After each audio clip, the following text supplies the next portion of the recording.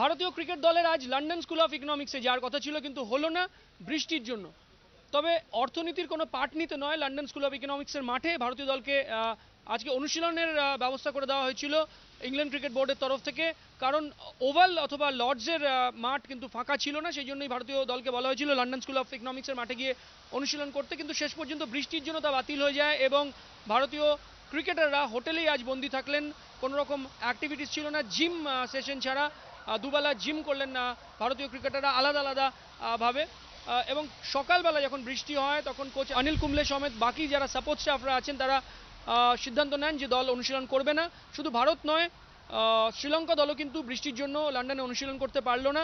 ভারত বনাম শ্রীলঙ্কা খেলা 8 তারিখ, যেদিন কিন্তু আবহাওয়ার পূর্বাভাস বলছে সকালবেলা বৃষ্টি হবে এবং ম্যাচের শুরুর দিকে হয়তো বৃষ্টি হতে পারে, কিন্তু খেলা যত গড়াবে তত কিন্তু আকাশ পরিষ্কার হতে শুরু করবে। সুতরাং পুরো 50 ওভারের ম্যাচ কিন্তু 8 তারিখ যখন ভারত শ্রীলঙ্কা ম্যাচ হবে সেই ম্যাচে দেখা যাওয়ার সম্ভাবনা এবং ম্যাচের মাঝখানে কোনো বিঘ্ন না হওয়ারই সম্ভাবনা। আবহাওয়ার পূর্বাভাস কিন্তু তেমনটাই বলছে। আজকে বৃষ্টি হলেও যতই দিন এগোতে থাকবে বৃষ্টি কমতে থাকবে এবং 7 ও 8 তারিখ কিন্তু বৃষ্টি না হওয়ারই কথা লন্ডনে। কুন্তল চক্রবর্তী, এবিপি আনন্দ, লন্ডন।